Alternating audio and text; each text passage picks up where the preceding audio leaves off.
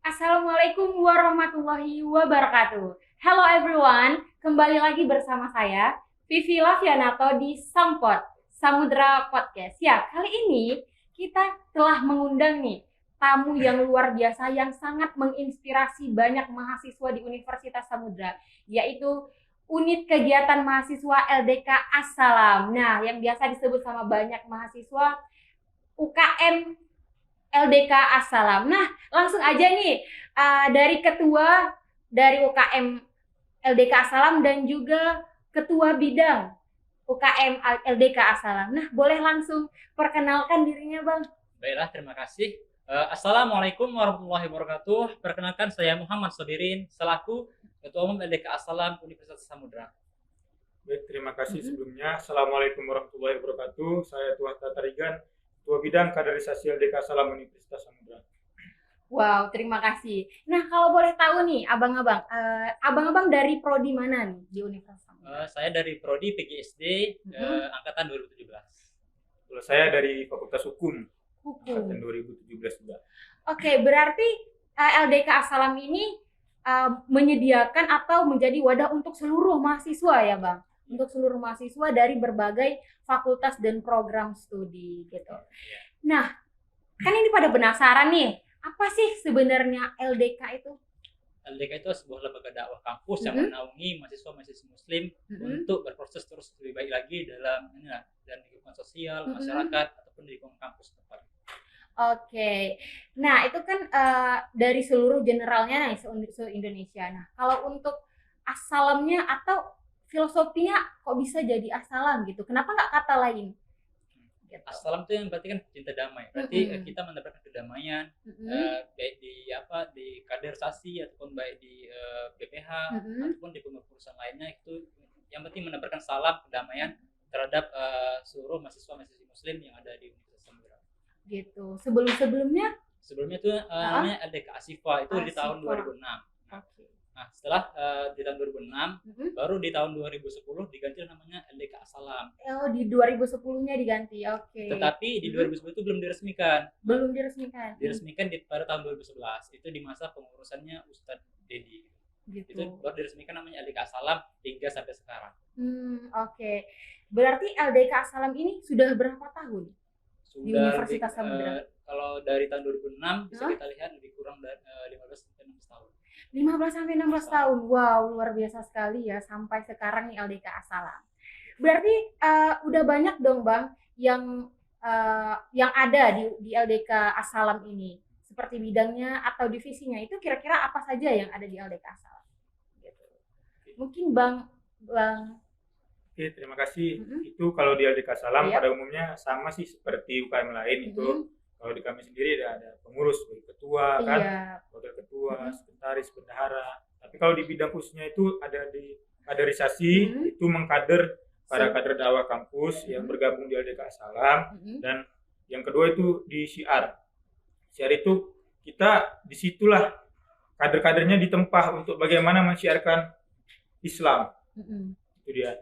Dan seperti kemuslimahan, ada umas, media dan lain-lain sebagainya lah, kurang lebih seperti itu. Dan itu sudah termasuk seluruh dari mahasiswa yang sudah tergabung di LDK Assalam. Gitu. Dan termasuk dalam strukturnya. Struktur lembaga gitu.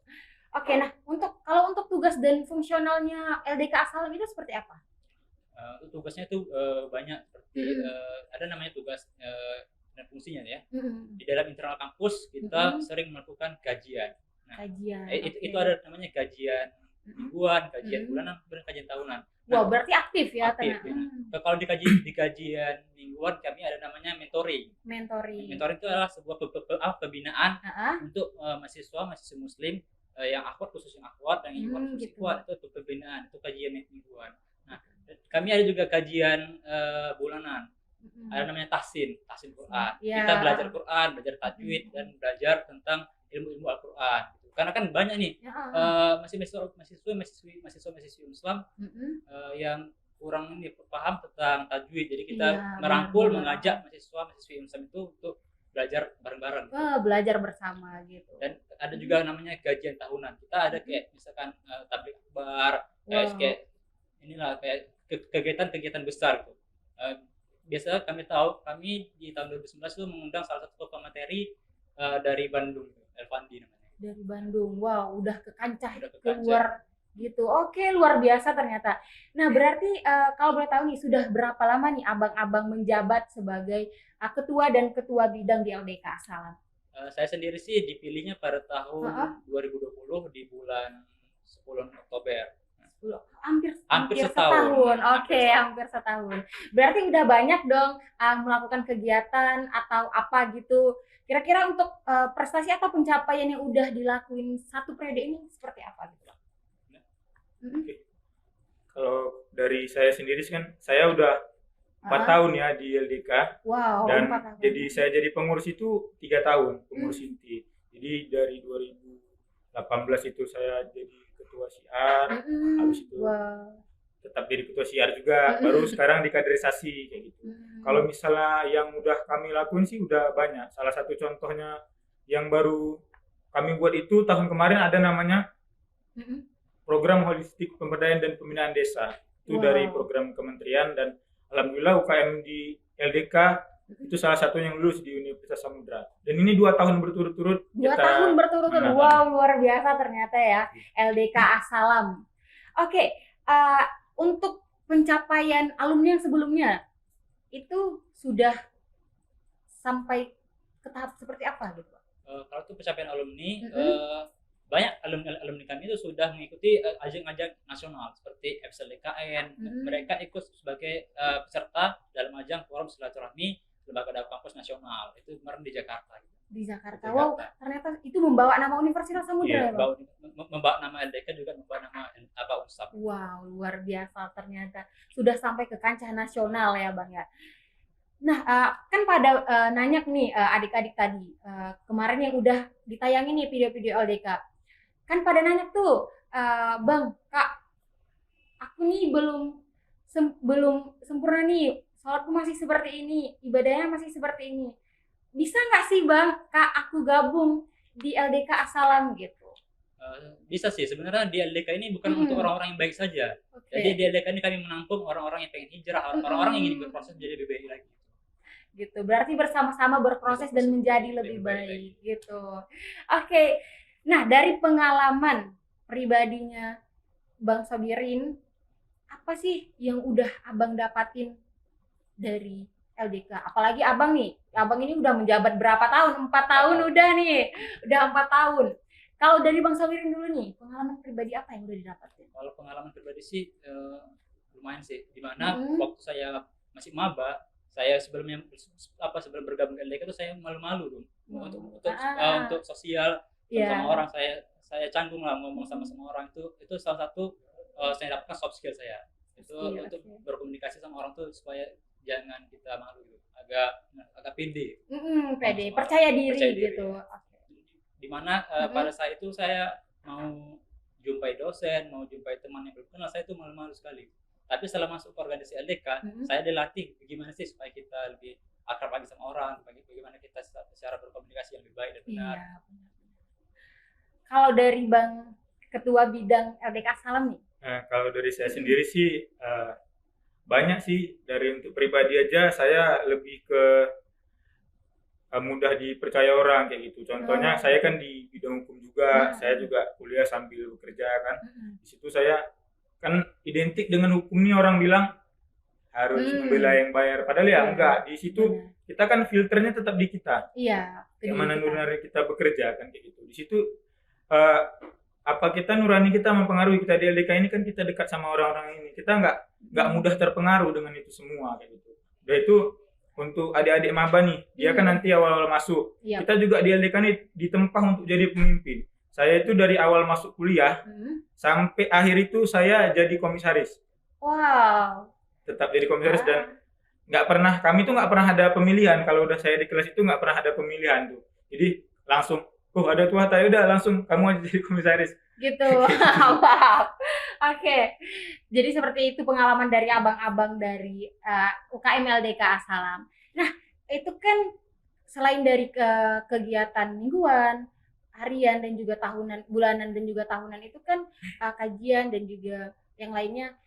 Selain itu, hal seru apa gitu dari LDK As-Salam yang udah direalisasikan? Hal seru sih, banyak sih hal seru kita lakukan. Kita nggak hanya di kampus aja sih, kita juga main di eksternal di luar kampus. Wow. Nah, waktunya sebelum COVID kemarin di tahun 2019 kami ada kegiatan namanya Gemar. Gerakan untuk Orwat. Nanti kami bagi-bagi jilbab sama orang-orang di sekitar. Gitu. Dan juga kami juga sering membantu orang-orang tidak mampu. Kayak kami ke sebuah kampungan di pelosok. Misalkan kemarin tuh di mana ya? Di pelosok dekatnya apa namanya itu? Di mana tuh? Di Campur Palu. Campur Palu. Ada juga yang senior yang udah di sana kan. Jadi relasinya ada. Jadi kan memberikan bantu sembako, kegiatan sosial berarti beras dan untuk kebutuhan sehari-hari mereka gitu. Wow, luar biasa ternyata. Selain bergerak di dalam mengajak orang melakukan kebaikan, juga kegiatan sosial dan juga pengabdian. PHP 2D tadi termasuk kegiatan pengabdian masyarakat. Wow, luar biasa. Nah, untuk manfaat nih, adik-adik ini kan pasti pengen nih tahu, atau seluruh mahasiswa yang mungkin belum tahu LDK itu seperti apa sih. Tadi sudah diungkapkan nih LDK itu seperti apa, dan mungkin mereka bertanya, manfaat apa sih yang bisa didapetin dari LDK? Apa yang bisa didapetin? Jadi kami sebenarnya nggak bisa menjanjikan kalian kalau di LDK dapat ini. Cuman kalau kalian gabung, kita yuk belajar sama-sama. Contoh yang udah kami raih itu PHP 2D. Jadi kan sebenarnya yang namanya dakwah ini bukan berarti kita itu ceramah, nggak seperti itu baca Quran, tapi dengan kita berbuat baik, dengan kita bermanfaat untuk orang banyak, itu udah termasuk dakwah. Menjadi bunga yang indah untuk dipandang seperti itu. Jadi orang-orang terpengaruh menebar kebaikan. Kita kan pada dasarnya diturunkan di muka bumi untuk jadi khalifah kan? Benar. Kurang. Oke. Nah, ini juga pada nanya nih Bang, untuk masuk ke UKM LDK As-Salam nih, kan Abang kan sekarang sudah menduduki kursi sebagai ketua nih, dan juga ketua bidang. Pasti adik-adik ini penasaran, kok bisa sih udah langsung ke situ, atau ketika mahasiswa ingin mendaftar, atau sistemnya open rekrutmen ya Bang, itu seperti apa ya Bang sistemnya? Kalau sistem open rekrutmen kami buka stand. Itu standnya itu sekarang juga buka sih ya.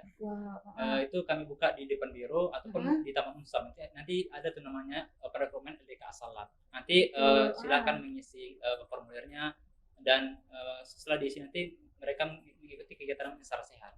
Nah, Sara Sehat itu adalah sebuah bermain sambil belajar gitu. Bermain sambil belajar, dan juga ada kajian ataupun kajian keislaman yang akan disampaikan oleh ustaz-ustaz yang terkenal gitu.